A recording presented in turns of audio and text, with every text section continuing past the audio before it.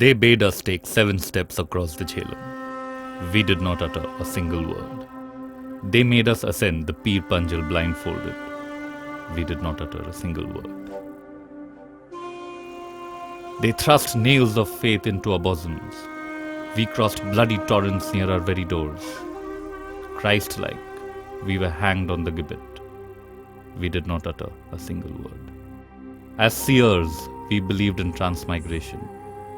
That is why tongues of flame ate up so many. While the rest were bundled out, we did not utter a single word. These people of Kashmir are a tightly knit community that has gone through tremendous pain and suffering after being forced out of their homeland. They are migrants, but in reality, they are displaced people.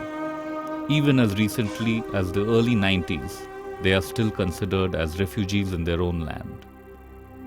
They have become political scapegoats of a nation whose political constraints prevent them from living as honorable citizens of the state of Jammu and Kashmir. The sunset still continues after 24 long years. Nobody wants us back. Absolutely nobody has cared to want us back. They just give a little sop here, a little sop there. That also whenever people are on the roads. And we are not at all on the budget of J&K. The J&K state has already taken us out of its budget. They had depressions, they had sleep problems, they had nightmares, and they just had so much of anxiety, they didn't know what to do. Even the will to live was lost. Now on the reproductive scale, there has been a very big research that we have done, because what we found was our population was decreasing, and we did a population survey in the camps as well as general survey in the non-camp population of exiled Kashmiri Pandits. And in fact, Times of India also did its own survey. We found in the first 5 years, against a birth rate of 4%, there was a death rate of 18%. And this trend has continued, and it is still continuing now. The population is slowly shrinking. It is a scandal. It's a shame. It's a challenge to our sovereignty that in our own country of 80% Hindus, we have 500,000 Hindus living in refugee camps largely, and as refugees. I mean, that is the key thing. How can Hindus be, after being 80% of India, be refugees in their own country? That's the shame, and that shame belongs basically to the Nehru family. The Jammu Kashmir Liberation Front was the chief organization whose armed atrocities against the minorities in the valley forced these Kashmiri Hindus to flee their homes. A bid to create a state of chaos and emergency without any possibility of a diplomatic resolution to the Kashmir problem was the reason responsible for insurgency operations in the valley. Such a scenario of continuous instability in the region led to tremendous depletion of the Hindu population in Kashmir. This politically charged atmosphere created by fundamentalists and extremists abetted by the Pakistani military gave rise to the concept of Azad Kashmir. With the Hindus out and the extremists becoming a major part of the fabric of Kashmiri politics, the Kashmiri Hindus dispersed all over India and were totally marginalized.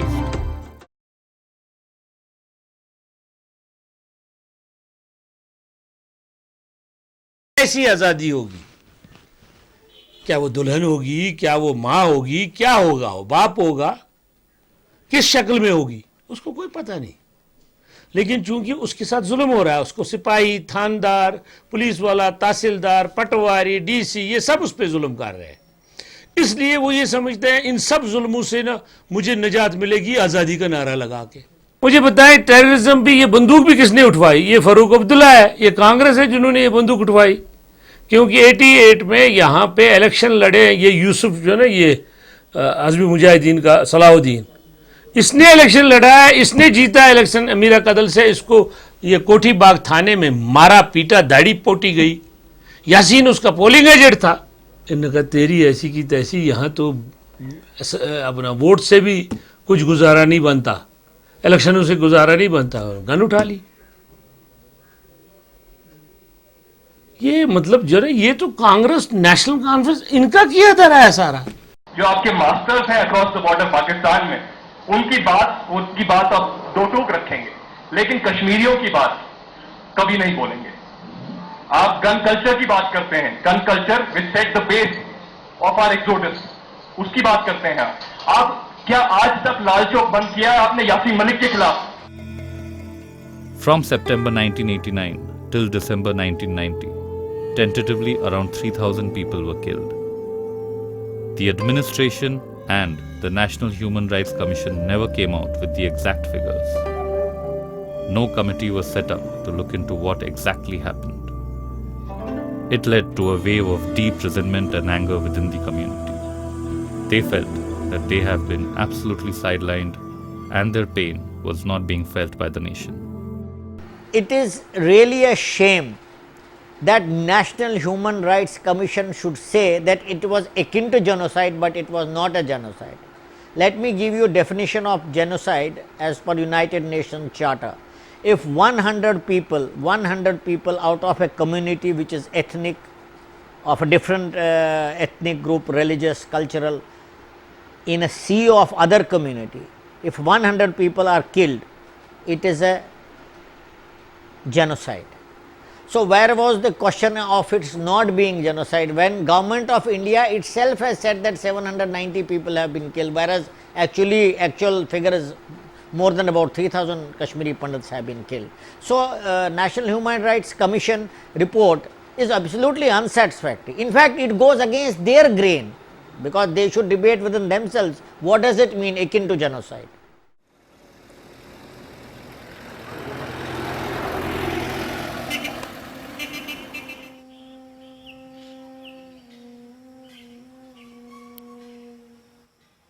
पीछे आपने सुना होगा, ये सबों ने, पूरे world ने सुना होगा, मनमोहन सिंह ने ऐलान किया था एक पैकेज कर देंगे जो एम्प्लॉय के लिए।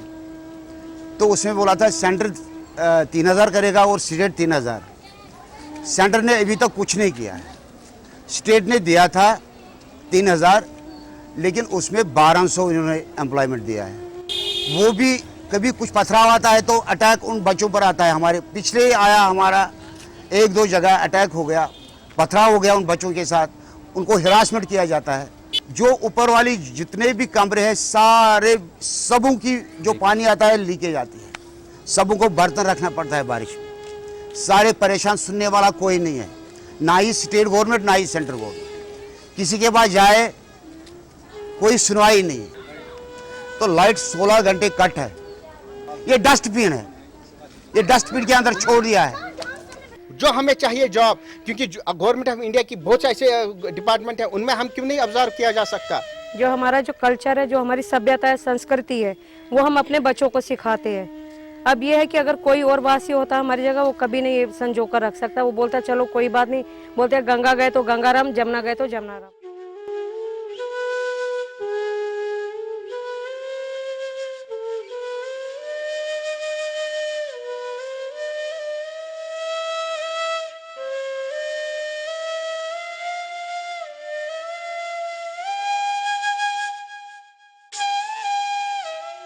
Remember, this is 350,000 people.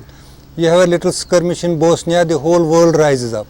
You have something going on in Egypt, a missile is fired by somebody from Lebanon or Israel or somewhere, the whole community wakes up, BBC becomes active, everybody becomes active, our own national media become active over international affairs. But unfortunately, I don't know the reason, our story does not at all get through.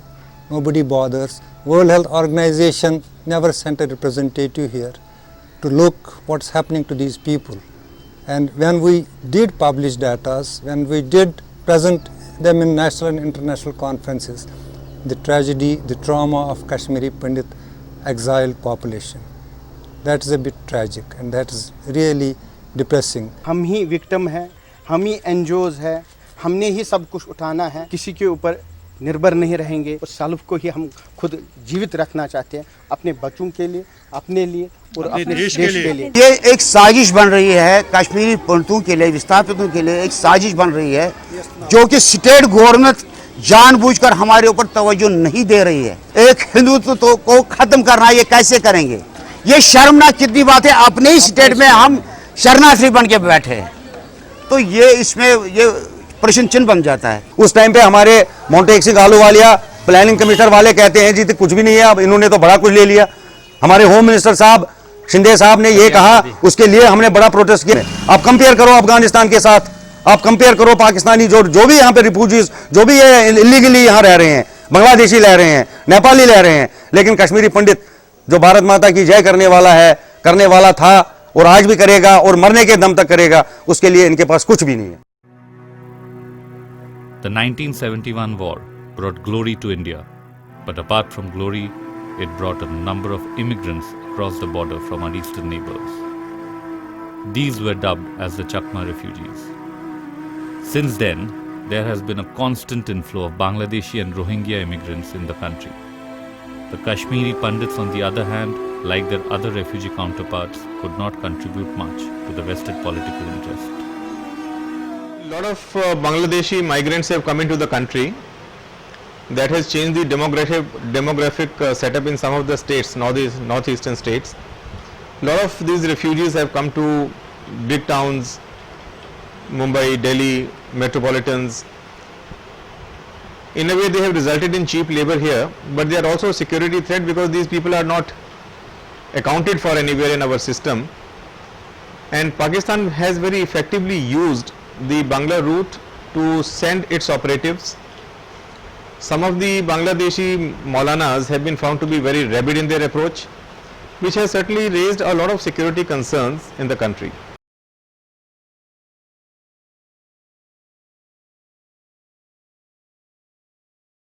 Politics of this country has always been a problem.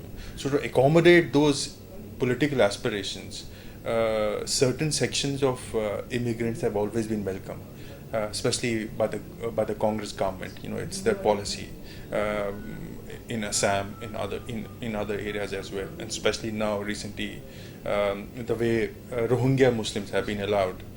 There's a campaign even in Jammu of Rohingya Muslims where they have been allowed to stay. So that is unfortunate, yes. Home Ministry is a silent spectator to the entire demography which is getting changed. For example, many Bangladeshi Muslims have come and started living in Jammu.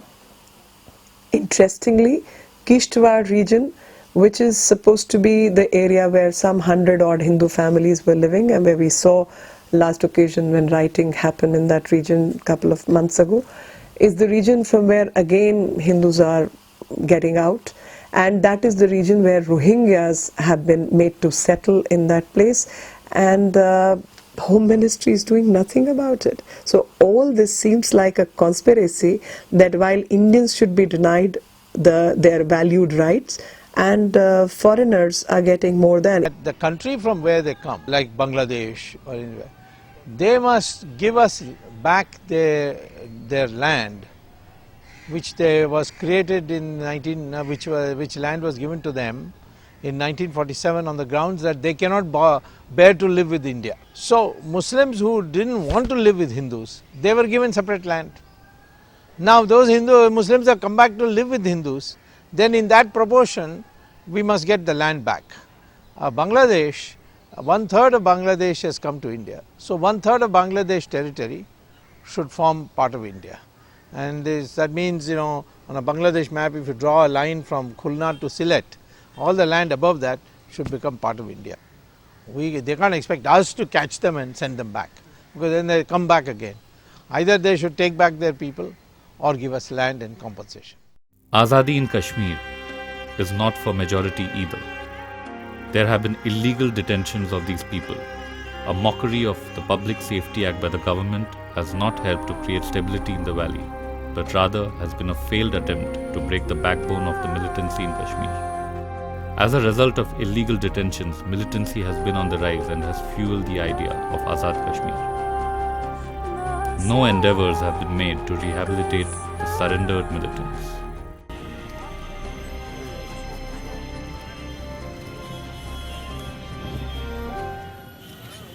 Illegal confinement, क्या कोई हिंदुस्तान का press उसने कभी ये बात की है?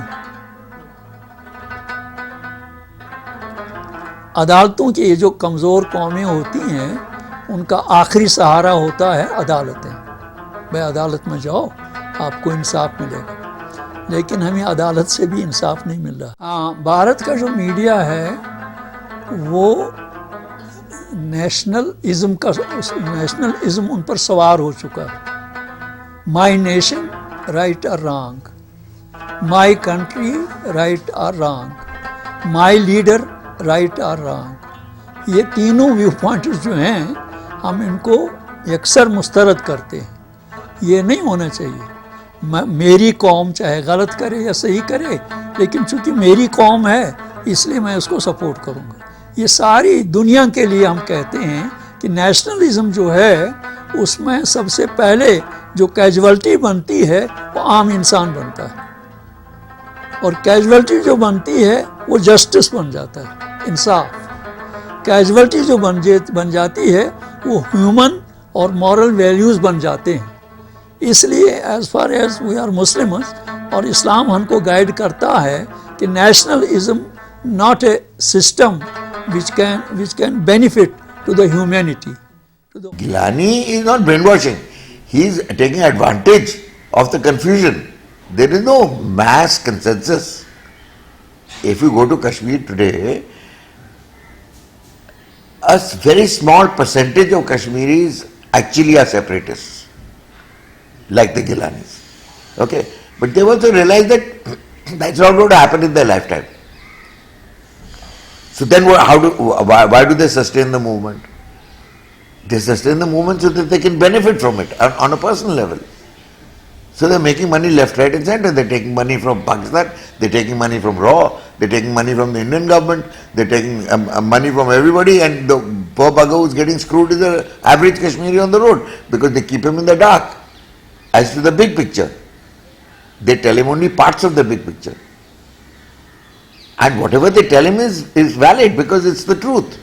But it's not the whole truth. It's only part of the truth, which is convenient to them. But he seems to be seeing.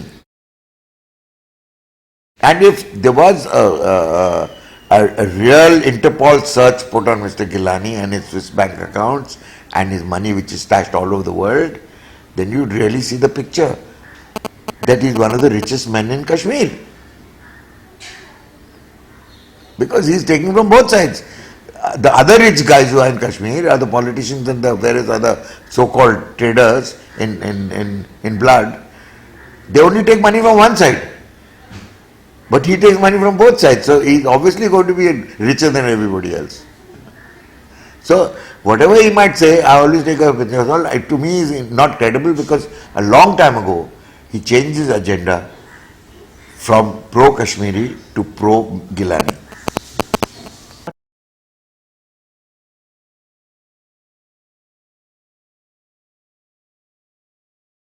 Do they understand Islam? Islam is one of the great religions of the world. The Prophet of Islam is one of the greatest prophets, provided you understand what he taught. You misunderstand his teaching. The Islam that is today being talked about is not the Islam of the Prophet at all. It is the Prophet, I call it Osama bin Ladenism, which has been generated in the 18th century, in the end of the 18th century, by a man called Wahhab, and it is Wahhabi Islam, it is not the Prophet Islam. Kaun samjhaye mujhe ko? Because he told his followers that you walk in the path of knowledge, you are walking in the path of God. The ink of the scholar is more valuable than the blood of a martyr. The Muslims don't realize what they are being taught, what is happening to Islam. The left thing, all politics. The left intelligentsia that raises a hue and cry, and rightly so, on any issue of ethnic cleansing or communal rights. You know, Gujarat happened in 2002, and there's not a single day when they don't raise the issue of Gujarat. But hey, what happened to the issue of Kashmiri Pandits? The other problem is that talking about certain things has become very fashionable in this country. So if you're talking about the Adivasis of Bastar, which as a journalist I've covered the issue of Maoist insurgency widely. So as long as you're talking about these issues, you're fine. You're a wonderful journalist. But the moment you begin talking about Kashmiri Pandits, it's a problem. What really kept Pandits and Muslims intact was Sufism and music. But today that has eroded. In the land where Sufis were Rishis and Rishis were Sufis, the female band Pragash was banned from performing. And even the legendary Zubin Mehta got to perform with great difficulty. Indian films that are shot here are not allowed to hoist the Indian flag. ये जो लड़ाई है, ये जो पहले कश्मीर हुआ करता था 1947 से पहले, ये उसके लिए लड़ाई है. और आज जो इंडियन स्टेट क्लेम करता है कि Kashmir is an integral part of India, they never say this, they never accept that Kashmir is are an integral part of India, whether they are Hindus, Christians, Sikhs or a Kashmiri Muslim. जो ये लड़ाई freedom struggle है, कोई separatism की नहीं है. तो जो 1947 और 1966 में ये एग्रीमेंट हुआ, तो उसमें भी ये क्लियरली लिखा गया है कि ये इलाक़ है टेम्पोररी एसेशन, तो फुल टाइम एसेशन नहीं है. और आप अभी भी देख लीजिए, हिंदुस्तान अभी भी कश्मीर के युवाओं को, कश्मीर के लोगों को सिटीजन ऑफ इंडिया नहीं मानते हैं. Article 370, a constitutional article which was earlier sacrosanct but has created a psychological barrier between Kashmiri brothers and the rest of India. A normal Indian taxpayer always feels that a mini Pakistan has been created on expense of his money. ऐसी जड़ी बूटी कुछ लोगों ने खोज ली है कि उसके सहारे वो बच जाते हैं, बचने का रास्ता खोज लेते हैं, और वो है सेक्युलरिज्म. सेक्युलरिज्म का बस बोलना शुरू कर दो, सारे पाप आपके माफ हो जाते हैं. जम्मू कश्मीर में इसके साथ साथ एक और चीज का उपयोग होता है, वो होता है धारा 370 का. लेकिन अब समय की मांग है, जम्मू कश्मीर के नागरिकों के अधिकार के संदर्भ में कम से कम जम्मू कश्मीर में और पूरे हिंदुस्तान में क्या धारा 370 से यहां के सामान्य मानवी का भला हुआ है या नहीं हुआ है, इसकी चर्चा तो कम से कम करो. 370 जो है वो इस मुल्क के आईन का एक दफा है, जिससे कि जम्मू कश्मीर और बाकी मुल्क का रिश्ता जुड़ा हुआ है. और अगर वो दफा 370 पे हमारे साथ बातचीत चाहते हैं, वो बताएं मुझे किस दिन, किस जगह, किस वक्त वो 370 पे हमसे बातचीत करने के लिए तैयार होंगे. वो चाहे हमें अहमदाबाद भी बुलाएं, हम वहां पे उनके साथ 370 पे बातचीत करने के लिए हमेशा तैयार रहेंगे. You can't remove it unilaterally. I mean, you can burn a part of the constitution and that's how it will come. The constitutional article says that no constitutional amendment, even by a 2/3 majority which is required for constitutional amendment, will apply to the state of Jammu and Kashmir unless it is sanctioned by the Constituent Assembly of Kashmir, which doesn't exist. So it's a constitutional impossibility. Under the constitution as it stands, you'd have to scratch it and by some unconstitutional method bring about the change in which the population must then acquiesce. The game is not worth the candle. Yes, it's very easy to repeal. All that you have to do is send a cabinet note to the president, and the president can issue a notification scrapping 370, because the militants have abrogated Article 370 by driving out the Kashmiri Pandits. The 370 was both sides. You can't send people into that, but you can't send people out of it also. So they have sent out of it. They have sent the Kashmiri Pandits out of Kashmir, and therefore that is a dead letter and we should abolish it.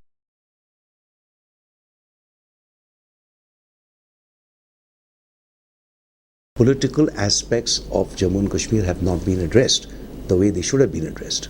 Our suggestion, therefore, was that we need to expand the idea of a special economic zone.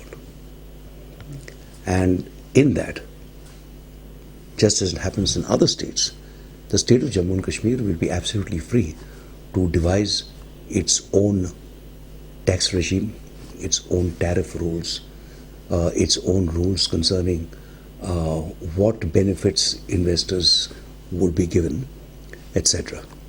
And this is crucial because all we know about Jammu and Kashmir are its fruit exports, its dry fruit exports, its handicrafts, its carpets, its wooden furniture. There are several areas of the state which have extremely rich mineral deposits. There is enormous scope to develop agro-industries. There is enough scope to generate more power.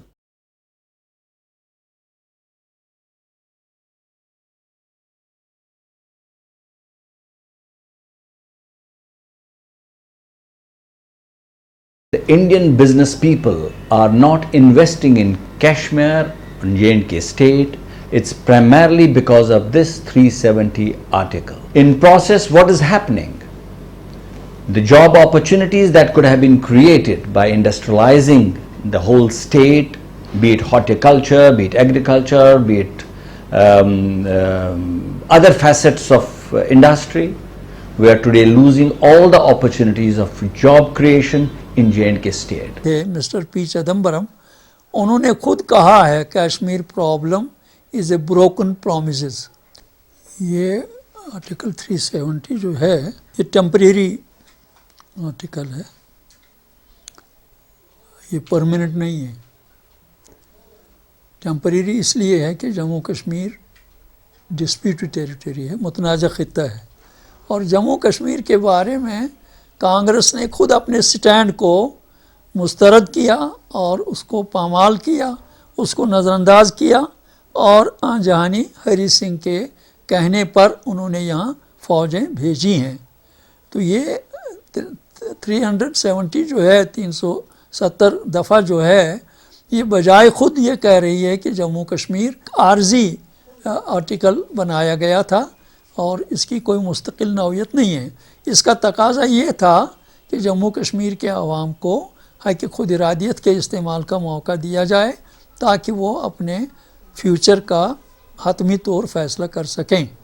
हमारा तो ये stand है जो based on historical facts है, वो ये कि जम्मू कश्मीर मुतनाज़ा खित्ता है और हिंदुस्तान की हुकूमत ने, लीडरशिप ने जो जम्मू कश्मीर के अवाम के साथ वादे किए थे वो वादे उन्होंने पूरे नहीं किए हैं.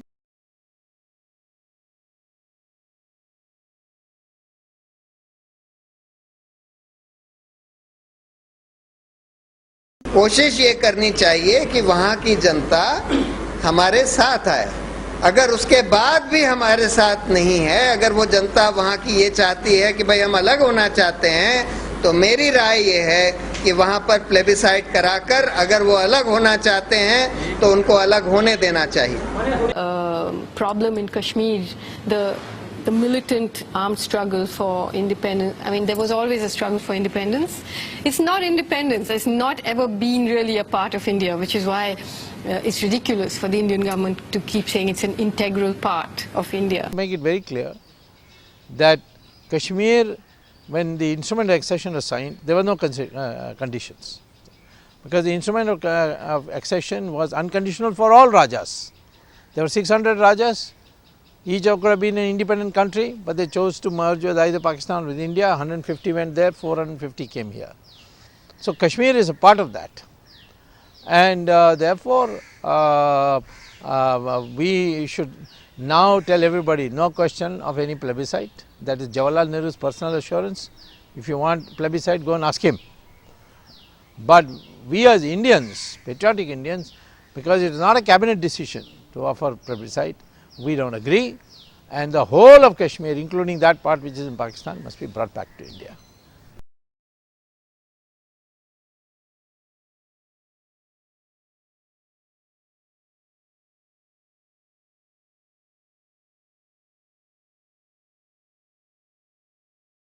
Gender discrimination, which is going on under the issue of permanent resident status or permanent resident certificate, PRC. That is where, for example, I'll give a very short example. And that, an irony, that example comes from the family of Abdullahs. Mr. Farooq Abdullah married a Scottish woman. So a son of a Scottish woman could rise to become the chief minister of the state. Having two children, Mr. Farooq Abdullah, both children married outside the state of Jammu and Kashmir. Now, son's children, even if he married outside the state of Jammu and Kashmir, children produced by that marriage, where a woman has come from the outside, can rise to become the chief minister and can study in those schools and colleges. Whereas the daughter, who also married outside the state, does not enjoy the same status.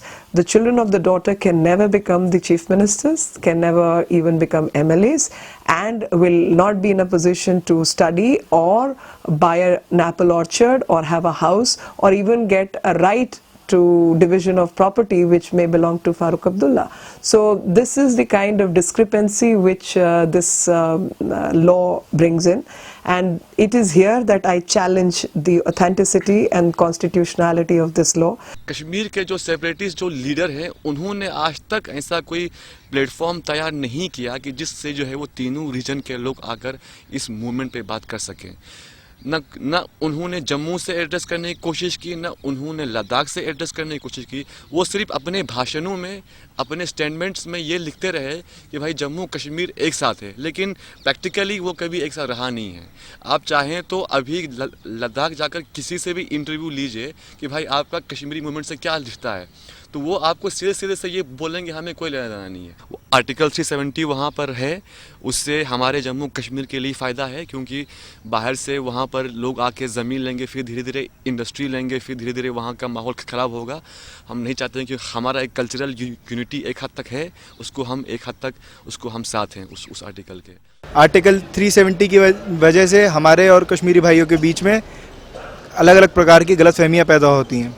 कभी हम उनके बारे में कुछ गलत सोचते हैं और कभी वो हमारे बारे में कुछ गलत सोचते हैं। इस वक्त ज़रूरत है कि हम कश्मीरी भाइयों को और बाकी भारत को एक साथ लेकर चलें। जो जर्मनी में हो सकता है वो भारत में भी हो सकता है। ज़रूरत है तो सिर्फ उनका दिल जीतने की, उन्हें भरोसा दिलाने की। हमें कश्मीर को हिंदुस्तान में नहीं लाना है, हमें हिंदुस्तान को कश्मीर में लाना है। राजनीतिक क्षेत्र में जो आपके साथ कंधे से कंधा लगाकर काम कर रहे हैं, इसी देश में मतभेद होंगे, उनके बारे में ये आपका मूल्यांकन है। The one prime minister who really could integrate the Kashmiri people with him was Atal Bihari Vajpayee. He made a speech there. First time the Kashmiris said, we have found a prime minister who really thinks for us. Now that unique. Now that's again charismatic, it's personal. Now Manmohan Singh goes to Kashmir and makes a speech in Urdu. No Kashmiri understands Urdu. It's a mistaken belief that they are Muslims so they understand Urdu. What has Muslim got to do with Urdu? There was one more anti-370 face, who was the most prominent figure of Kashmir, who was alleged to have driven Kashmiri Pandits out of the valley. A famous senior journalist, Mr. Kuldeep Nair, wrote about Mr. Jagmohan those days, that he was responsible for driving out Kashmiri Pandits. He facilitated transport for Kashmiri Pandits and helped them to vacate the valley so that he could prepare a ground for counter-insurgency. Several allegations with unresolved mysteries have made this man angry with the entire system. I'm a Kashmiri Pandit myself. I was just 9 months old when I was thrown out of Kashmir. My mother had to pull me and keep me in a cloth so that people like Gilani, Sayyid Alisha Gilani, who is sitting here, do not kill me.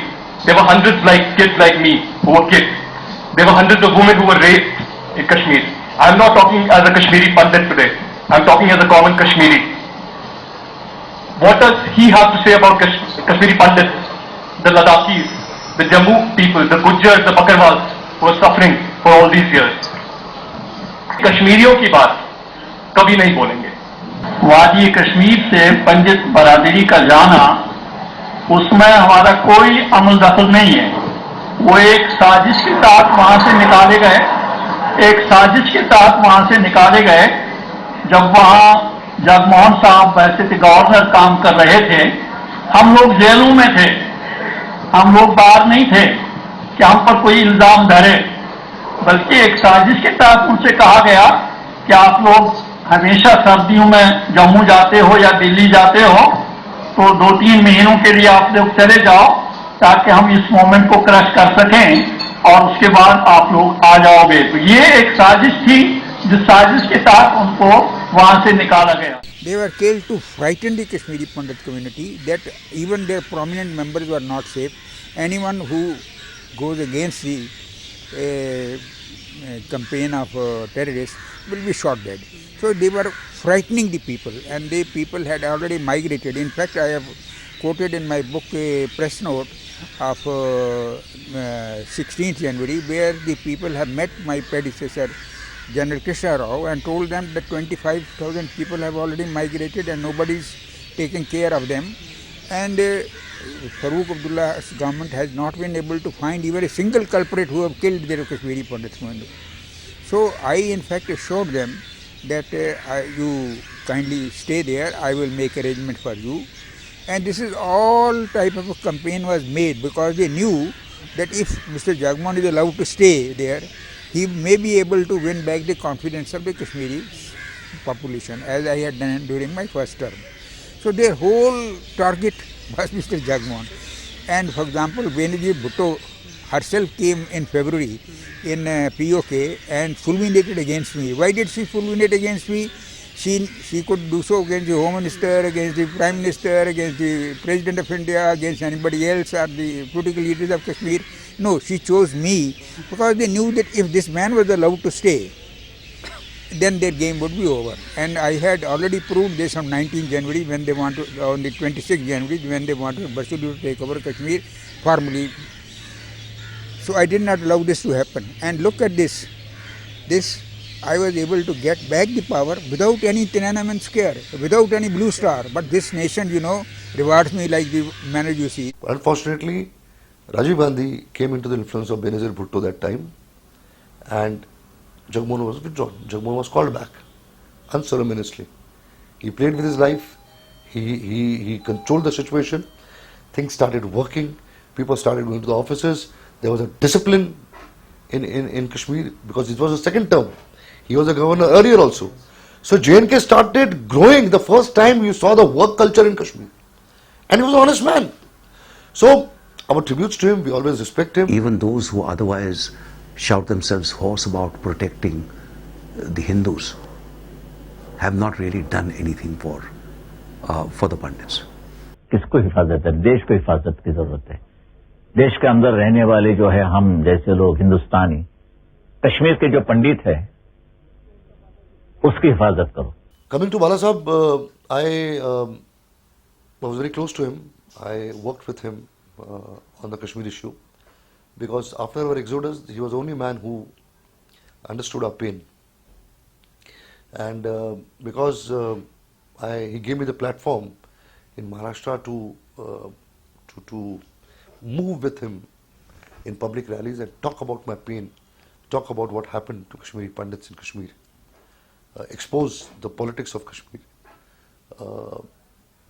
He made a request. He told me that I want to do something for Kashmiri Pandits. And I gave him a proposal of education because we believed in education. And he immediately heard our request and he started educational seats for the Kashmiri Pandits, and not only Kashmiri Pandits, even Kashmiri Muslims and the children of security forces. There were 2 seats kept separate for these people in all the educational faculties of this state. So in a year there were 900 students who got education. What I feel is that this man was responsible of not allowing Kashmiri Pandits to get into violence. if we would have not got this opening in education, we would have become terrorists in Kashmir. We would have picked up the guns and not the pen. So it's a great contribution to the country as far as Bala Sahib is concerned. He had a vision. He said, अगर मैं तुम लोगों को यहाँ पढ़ने नहीं दूंगा, तुम लोगों का ख्याल नहीं करूंगा, तुम सब के सब टेररिस्ट बनोगे और तुम गलत काम करना शुरू करोगे. And he gave it to us. For us, for Kashmiri Pandits, I think he's God. He is all in all for us, and we always felt that we have a protector, we have a supporter in us, and a father figure whose hand is on us. Army, हाँ, army के बारे में देखा जाए तो army जैसे श्रीनगर में है वैसी आर्मी हमारे यहाँ है नहीं, क्योंकि आर्मी श्रीनगर में जब मैं 2 साल रहा मैं देखा वहाँ टोटली आर्मी का गुंडा राज है, आर्मी का अपना राज है, लेकिन हमारे यहाँ इस टोटली अपोजिट है. आर्मी ने हमारे लद्दाख में बहुत सारी ऐसी पॉलिसीज़ लाई हैं और इतना फ्रेंडली उनका रिश्ता है कि वहाँ पर कोई पॉइंट ही नहीं बच पाता है कि आप इनको जो है वो इनके ख़िलाफ़ बोल पाएँ. आर्मी ने वहाँ पे बहुत सारे स्कूल्स खोले हैं, आर्मी ने वहाँ पे बहुत सारे ट्रेनिंग सेंटर्स खोले हैं, बहुत सारे कंप्यूटर सेंटर्स खोले हैं, और आर्मी वहाँ पर बहुत सारे गाँव में आकर वॉलीबॉल मैच साथ में खेलते हैं, क्रिकेट मैच वहाँ पे लोगों के साथ वहाँ पर खेलते हैं. तो इस तरह के जो इवेंट्स है आर्मी ने वहाँ बहुत किया है. सोलर्स जहाँ गाँव में लाइट नहीं है वहाँ पे आर्मी ने सोलर की दिया है. तो इन तमाम सारी चीज़ों के बावजूद, देखने के बावजूद कोई पॉइंट ही नहीं बच पा रहा है कि हम उनके खिलाफ बोल पाएँ. Kashmir army shall remain till all the people there subscribe to the Indian Constitution. Otherwise we'll use the army. We'll pay any price, go to any length to keep the integrity of India. All violence and terrorism is totally outlawed. Extremist positions on both sides will have to be abandoned. India claims the whole of Kashmir, including that portion which is occupied by Pakistan. What has happened to that POK? Today you go and see in POK what is happening. POK is today full of Chinese. And I have been telling my Pakistani friends that you think that Pakistan and China together will destroy India. Ultimately, China will first destroy Pakistan and then destroy India. There are a huge number of Pandit organizations, but who are barely on talking terms with each other. And you could see that they weren't taking a single line. They tell you the same experiences of suffering, right? But they're not quite agreed on what's to be done. As far as unity is concerned, let's understand for the last 10 years, I'm just giving you one simple example to convey the unified resolve of the community, and that has been, for God's sake, pass Temples and Shrines Bill. Now this bill is pending now for the last 5 years in the legislature. Every political party privately will tell us, yes, we are ready to pass it, but at the end of the day, they become a big what you call impediment in implementing, in passing this particular bill. Now where is the question of unity? Now this was one particular example whereby they could have proved that yes, we mean business. Now when you talk about unity in every other field, whether it be relief to our people, whether it be employment to our people, whether it be the migrants' properties is concerned, we have always been united. But now, unfortunately, they use this word because they just don't want to do anything for this beleaguered community. As far as return is concerned, I think I want to make it very clear that Kashmir belongs to us as much as to any other community. So as far as return is concerned, it is clear that we are all ready and willing to do so. But it has to be on my terms. After 23 years in exile, you don't expect me to go when I have not a land there, when I have no house there, when I have no orchards there, when I have no businesses there. Where do I go? Has government had whatever small they should have been able to do, they should have been creating a blueprint for our return. Have they done it? They have never done it. So as far as return is concerned, we are committed to a resolution which we passed on 4th of March 2012. And that resolution has 3 components which are very, very important. One is Whenever we will return, we will need a concentrated settlement in terms of a township. That's very important. Without that, we cannot at all take it. The second point in that is, unless this community is politically empowered, I think we will be again refouled from the valley every 10 years, every 20 years, and is not acceptable to us. And when the whole country is saying that we should be given minority status, I want to know why the state government is refusing to do it. And for God's sake, at least do one thing to start with. Find out as to why we were in the first place thrown out. Let there be a white paper on this. They are son of the soil. They are son of soil. उनको हक है, वही हक जो मुझे है, वही उन सब. Who knows? ये क्या लानत है यार? ये लानत है, ये कोड़ है, ये कैंसर है, ये बीमारी है. ये जो फिरका परस्ती है, ये मुल्कों को खा जाती है, ये तरक्की को खा जाती है, अक्ल को खा जाती है, शऊर को खा जाती है, ये खुशहाली को खा जाती है, रिश्तों को खा जाती है. इसमें क्या है यार? एक इंसान, तू भी इंसान, मैं भी इंसान. कश्मीरी पंडित हिस्ट्री देखा जाए तो कश्मीरी पंडित सदियों से वहाँ रहे हैं. उनके मंदिर मस्जिद उनका सब घर वहीं है. कश्मीरी पंडित आज भी जहाँ पर भी हों, देश में हों, दुनिया में हों, बाहर हों, आज भी वो अपना कश्मीरी कल्चर नहीं छोड़े हैं. आज भी वो अपना लैंग्वेज नहीं छोड़े हैं. मैंने बहुत सारी जगह पर देखा है, दिल्ली में भी देखा है, कश्मीरी पंडित जो है अपनी लैंग्वेज में ही बात करते हैं, चाहे वो कश्मीरी ही क्यों ना हो. But my son, he is brought up in Jammu. He does not have any idea what Kashmir is.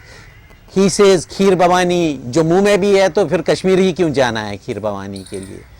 तो it is very hard for me to, so in a way he is getting disconnected with Kashmir. I don't want it, because if he gets disconnected, he will remain a Pandit, no more a Kashmiri Pandit. Kashmiri Pandits have to go back to their homeland. They cannot go back just now because they are defenseless people. So in the interim, maybe for 5 years, we should select about 10 lakh ex-servicemen of the 1 crore ex-servicemen population in India, arm them, give them money and ask them to go and settle down in Kashmir and reoccupy the houses which the Kashmiri Pandits left and came away. After 5 years, these Kashmiri Pandits can go back and they'll get back their own houses and they can live there. Because they need an army of people who will support them, and that the ex-servicemen can do. हमने Charles Darwin की उस theory को, survival of the fittest की theory को भी गलत कर दिया है कि हम लोगों ने भी डिफ़िकल्ट टाइम्स में, जहां हमें सर्वाइवल के चांसेस बहुत कम थे, वहां सर्वाइव करके दिखाया. The generation after us, they don't have to struggle as much as we did. So they are free to return to the issue of Kashmir. And some of them, I speak to them regularly, and they know exactly what has happened in Kashmir. And they are very keen to regain a foothold in Kashmir. And God willing, there will be a time when we'll return back. And if you read my book, you can make out that the book ends on a note of optimism. And we are very clear on that. Maybe today it's not possible. Yes, like the Jews say, next year in Jerusalem. Yeah. So that's what we say. Next year in Srinagar, God willing.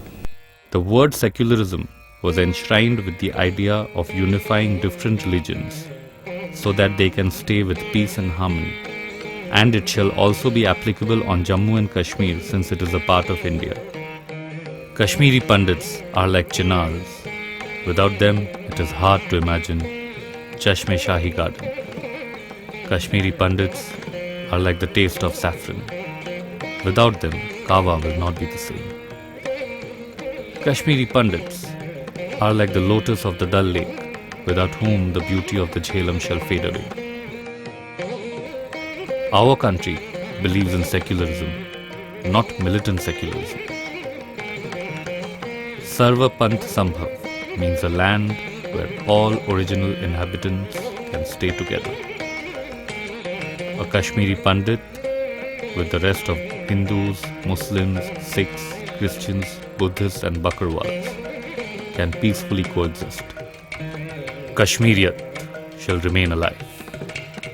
Like this old man who will return to his home someday and take his last breath in the midst of gardens and orchards, which he created all this while in exile around him, in memory of this land, Kashmir.